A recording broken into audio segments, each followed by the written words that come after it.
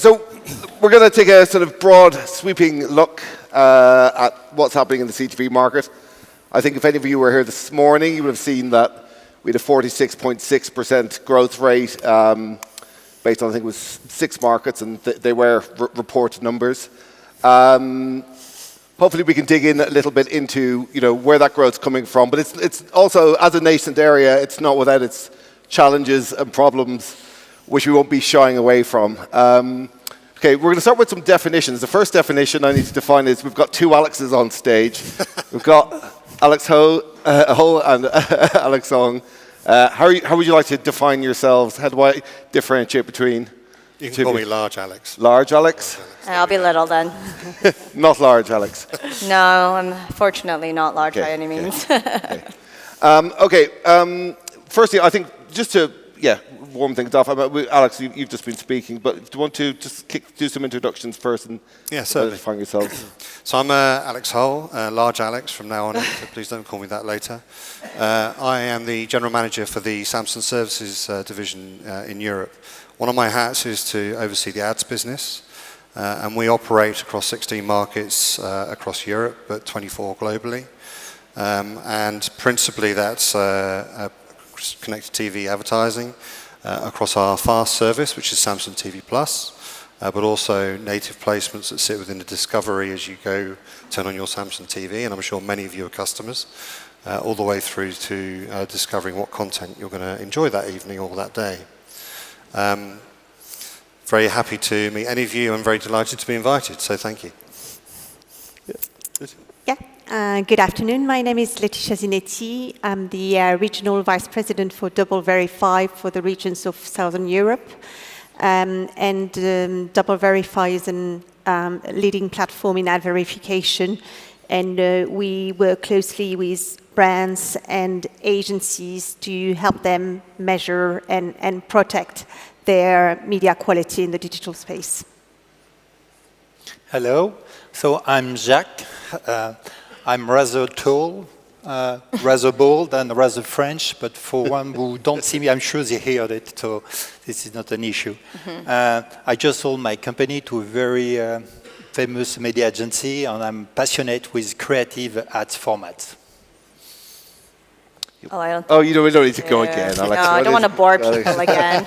Okay, we organise conferences ourselves, and I would normally shoot one of my journalists if they started with a boring. How do you define the topic at the beginning? It's boring, predictable. We're going to do it, and the reason we're going to do it is we've got a European audience, and a few years ago we did some research on perceptions of CTV, what was happening in multiple markets. And not only did we get a different answer in each market, we also got different answers within markets. So I think just to start off by, to make it clear what we're talking about, Alex, I wanted to find your definition of CTV. Yeah, certainly. I think other Alex did a brilliant definition earlier in the previous presentation. The lens that we look at it through is obviously the connected TV. For us is TV, the advertising that appears on the TV. In Europe, we have 50 million devices that are ad-enabled. And therefore, for us, it's really important that advertising is activated on the largest screen in the house.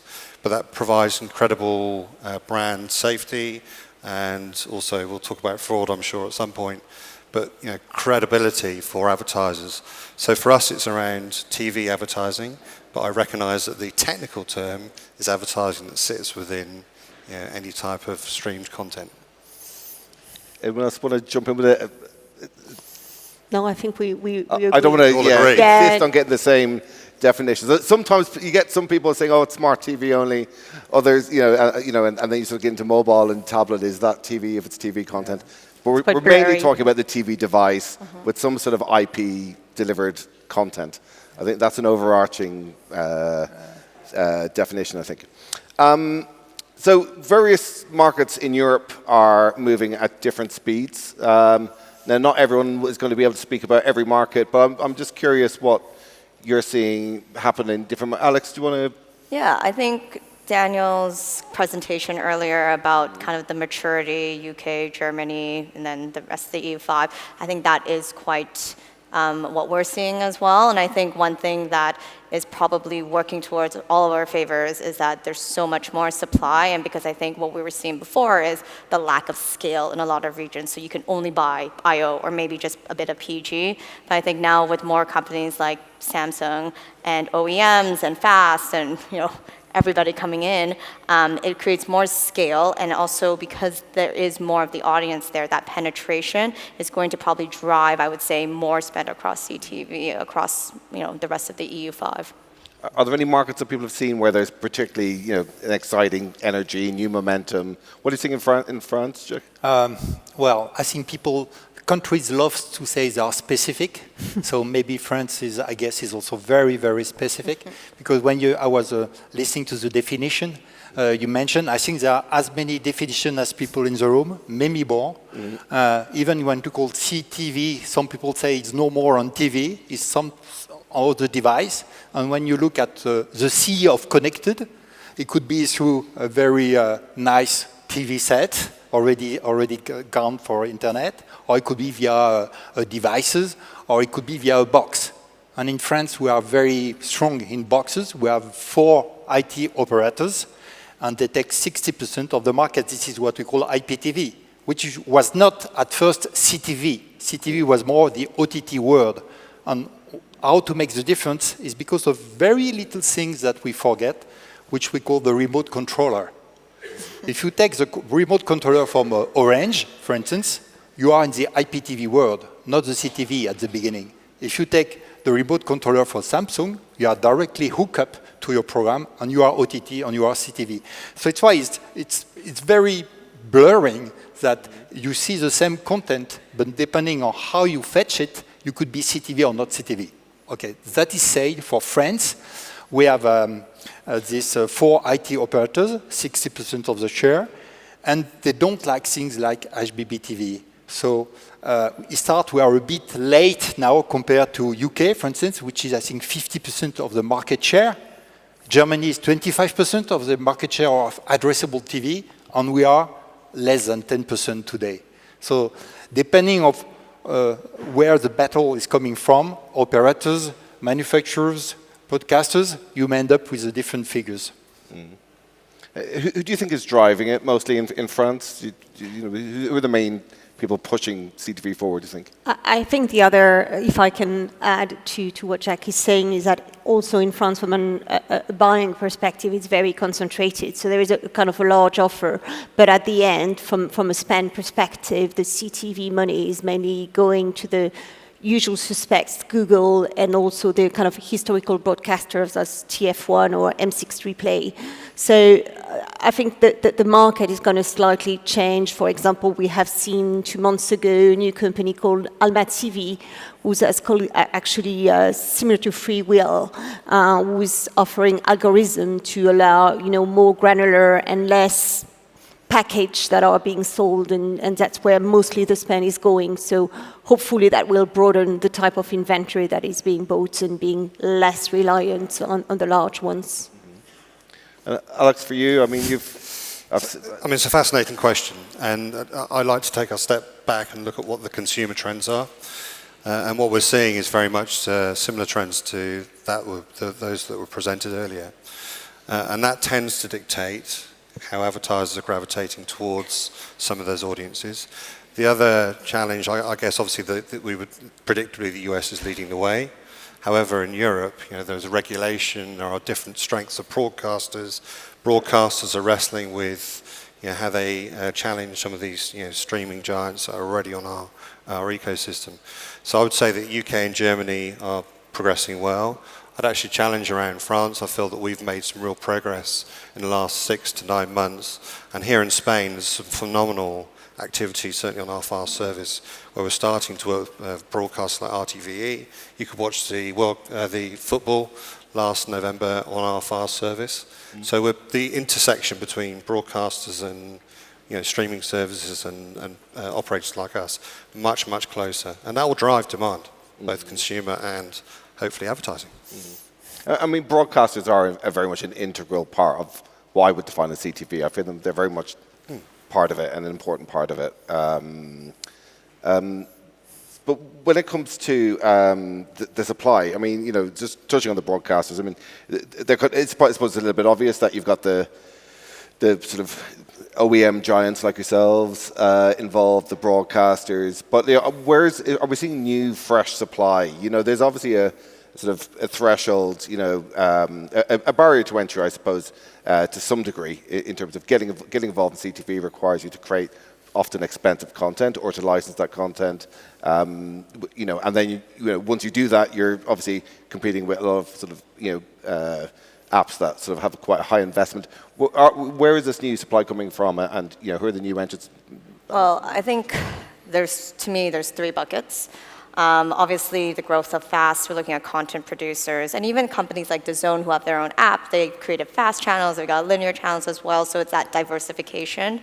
SVOD services like Netflix and Disney Plus in the US that are growing that ad-light feature and subscription model, I think is really good. And the one that we don't talk about often that we are seeing little bits of across parts of Europe is telcos. I think you guys do that quite a bit in France with the ISPs and segmented TV. But I think there is going to be quite an interesting shift into what they'll be doing because they have the relationship with the household, they've got platform partnerships, and they also have the data. So what they can really do will be interesting to see as well. So I think those, in terms of supply, that's what we're seeing as a growth from this year into 2024 as well. I mean, the challenge has been, sometimes you hear there's no scale. And with the macroeconomic situation, people are cutting cords, dropping subscriptions.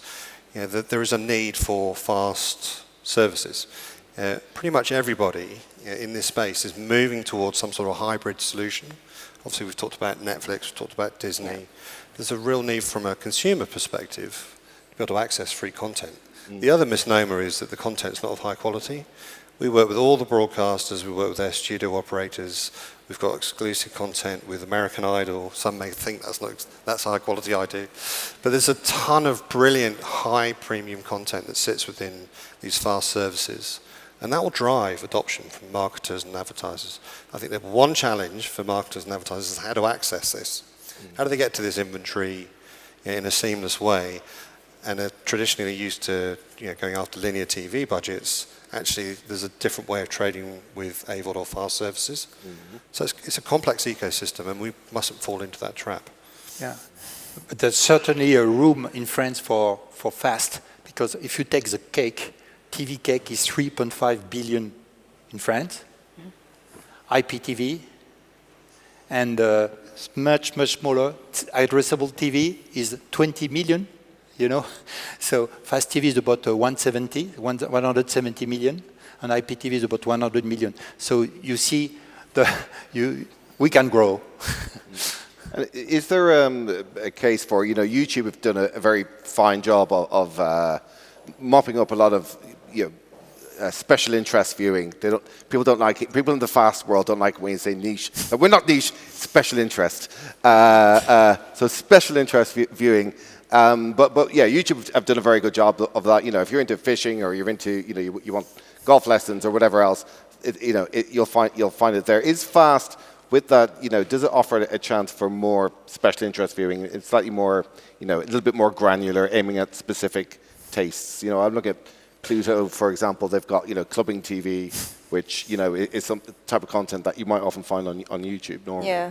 I would say yes, because you're looking at the contextual targeting side, right? So the limitations we know within CTV when it comes to targeting is, privacy related, and we can't pull in all those PII there. But I think that's why it's important to have that context. And even when we work with our clients on both the supply and demand side, we do recommend to have that, to include those content objects, to make sure there's a context relevance to it, so that you can drive more, because that is how people are buying, especially when we talk about cookieless and so on and so forth. So special interest is going to be more on that contextual side, and that is how we see more of our clients buying.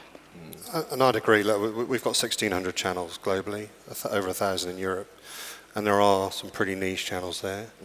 Now, obviously, we've got to find ways to monetize that, and I think we're doing a brilliant job. But I think that's the benefit. We're in such an exciting space that we're learning. It's a nascent industry. We genuinely have an opportunity here to balance the needs of consumers and with marketers and agencies. and it's just beginning. I mean, like you've seen some of the explosive stats today, and it's phenomenal. We should be really excited about what we can do creatively, but also for consumers.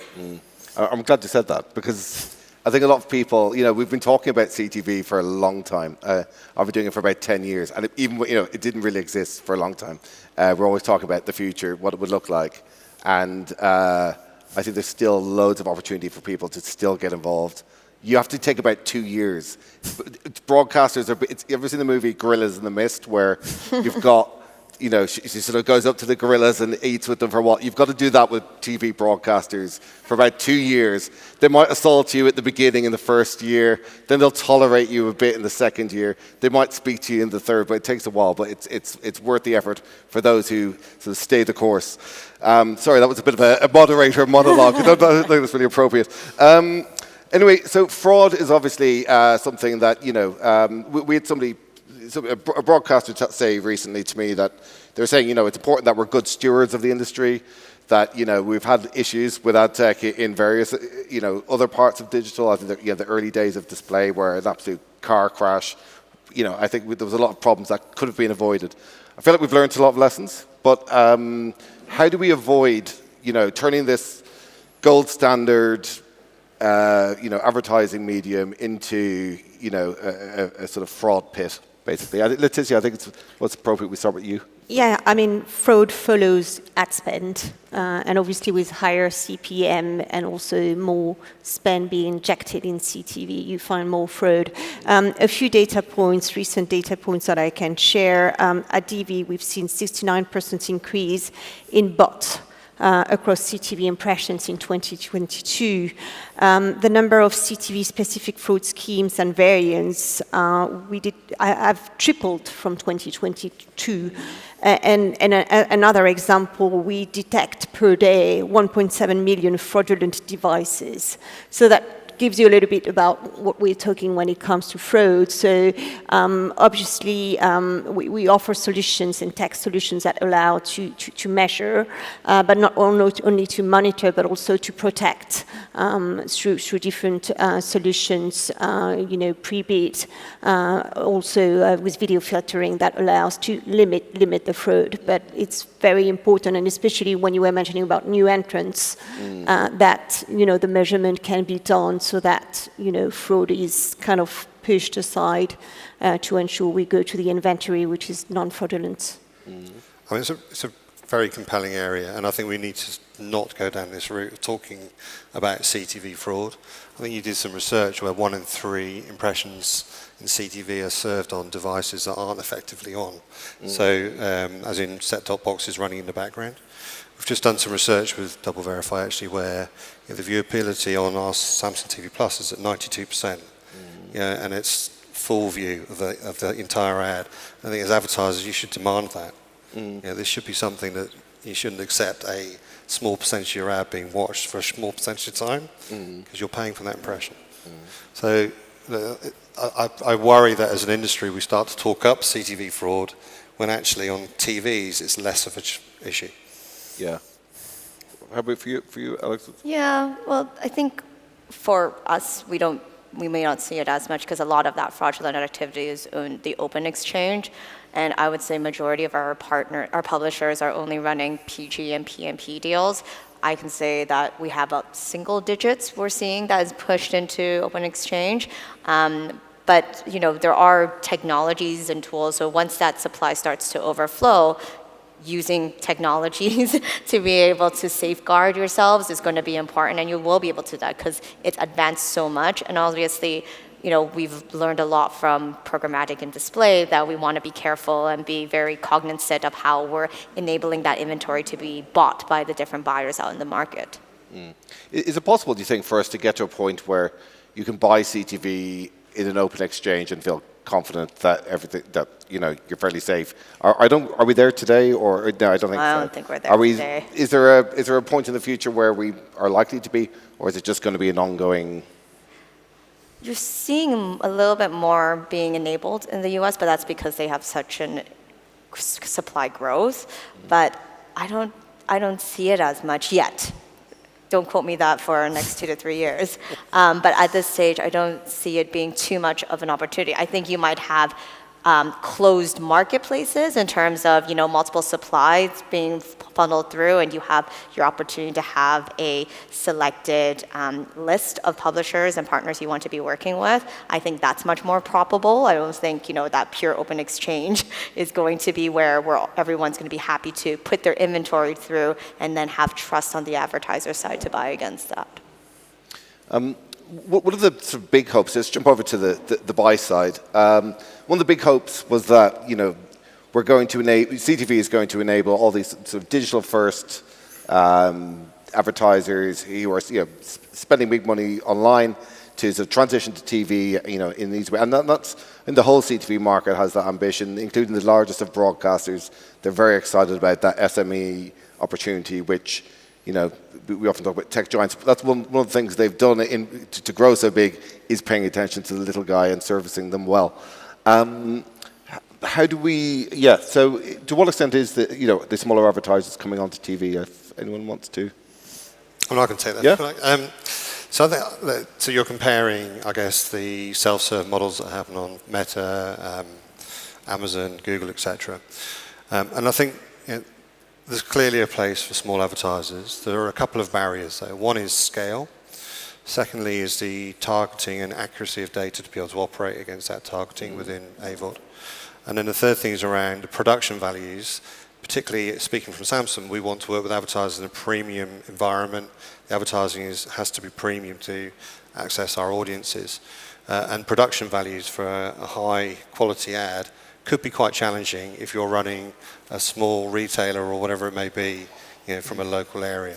So that's one thing. I think that AI will help this because it will help improve the ability to reduce production costs. But we've seen actually programmatically through our interactions that we're attracting a lot more advertisers, and it's not just the top TV advertisers. So I think it's a bit of experimentation, but we've got a bit of a way to go. And they need to be able to access our platform seamlessly. The thing is, if you go a step back, when we started with a video, it was on the main screen. It was pure branding, okay? And then we moved to desktop. So we say, maybe it's a smaller screen, but we can add some interaction. We create the click. And then we say, mobile, even better. We can swipe, we can move. And then we come back now with CTV with a large screen. And then the challenge is to know, do these people, we move and we behave the same way as they were behaving on the mobile? Will they click, will they move? And I see at least, I heard this morning that CTV means interactivity. I would love, but it's starting, but it's not yet there because we have at least technical issue. HbbTV is not everywhere, AdStream is not everywhere. VAST 4.2 or OpenRTB, I think, is going to be talked to tomorrow, is not yet there. So interactivity is still in progress, I would say. And then you have the creative as well. We start to use QR code. We see that we have all people having their mobile while watching TV. So they say, maybe we can link them, or order a pizza. I don't want to interfere with all the people watching the game, so I will finish my comment on the mobile, all this. But it's still not yet happening, being as interactive as we would love on a mobile. So it will be pure perf, but it will come through. It will come with time. I mean, the foundation's clearly there. I mean, you've got the digital capability, and you've got things like the niche storytelling within certain channels. So the foundation is fundamentally there. I feel that you're right. The connective tissue creatively to be able to get to some of these brands. By the way, I think you should be a brand ambassador for Huel. You described it so well.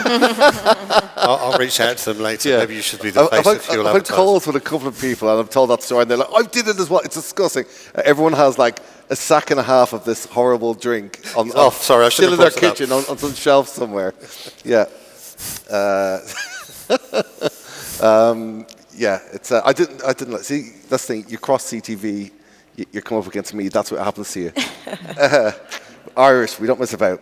I mean, you touched on interactivity there. I think we're pushing up for time, but it'd be good to touch on measurement quickly. It's such a massive issue within the CTV space. Is anyone seeing anything hopeful happen? I mean, I see a fragmented mess. But maybe fragmentation, actually, when I was speaking to you, I felt that you made a good case for accepting reality in terms of like the industry dynamics and what's going to, I mean, I don't want to be controversial, but I mean, the number of panels you see and participate in where people talk about collaboration. And to collaborate, you need all parts of the industry to come together and agree on a common currency and the best outcomes for the industry. I think we are starting to see green shoots where broadcasters are starting to engage with some of the other leading industry sectors. So that's the first thing. The second thing is when I look at our own proposition, we're very fortunate, and we certainly don't take this as lightly. We have access to 50 million TVs firing off real-time, first-party, deterministic data that is everything from what's plugged into the TV to what's actually happening on the screen, all the way through to our relationships with third-party data providers. So there's a ton of data there. Agreeing with the rest of the industry on what that should look like or how we work with other trade bodies is the challenge, but I feel like there is proper progress. Certainly in the UK at the moment, there's a couple of organisations I feel are making good momentum.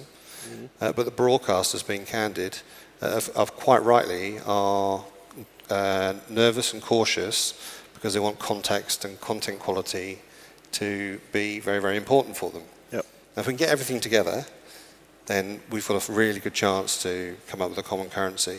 I think Origin is due to launch at the end of next year. So that feels like a pivotal moment where we can get the industry together. I think in terms of quality of media, we were seeing measurement being absolutely crucial when it comes to, I mean, we talked about viewability when the TV screen is off and the player is still running. We talked about fraud, but when it comes to brand suitability or brand safety, we would expect that ads are running in safe and suitable environment. But for example, on direct buy, we're seeing through audience network extension, the ad running outside the publisher's wall. So I do believe that measurement and the quality of media is absolutely crucial and should be, all about creating that baseline where you're crystal clear about the quality of media and then you can optimize accordingly. Right, well, we'll finish up with a quick fire question. One big trend for 2024 in CTV? I think with the growth of CTV, we need to ensure that there's going to be continual innovation across technology partners so that we are able to help personalize that experience more for the users. Check. Well, up to now it was a bit the Far West, I would say, with operators on one side, manufacturers on. I think the silos are breaking. We see Amazon with TF1, we see Canal Plus with Apple. So this is going to converge, and I'm quite optimistic. And when I look, I think there is a quick fire, Jacques. Quick fire. You have a panel on attention, yeah. And I think CTV tick all the good things, anti-screen, size of the screen, sounds, which will be on. You will see sound will be quite a discussion later on. So I'm quite optimistic about CTV. I was going to mention attention as well in an